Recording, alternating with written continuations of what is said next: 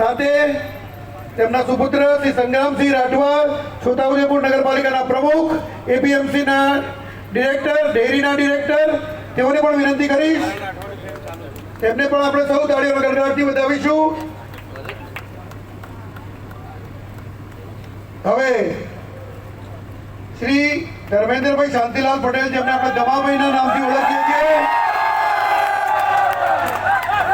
2019 અને 2022ના વિધાનસભાના ઉમેદવાર તેમજ ભારતીય જનતા પાર્ટીમાં તેમને પુનઃ પ્રવેશ પાટીલ સાહેબ આપી રહ્યા છે. ધર્મેન્દ્રભાઈની ગૌરવ આપીને આપણે સૌ વધાવી લઈશું.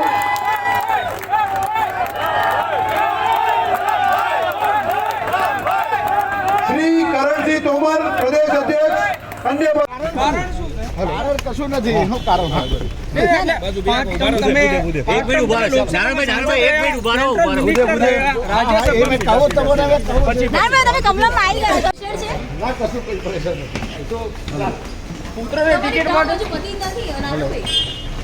તમ ચાલુ છે સાહેબ, અને આવા સંજોગોમાં તમે ભાજપમાં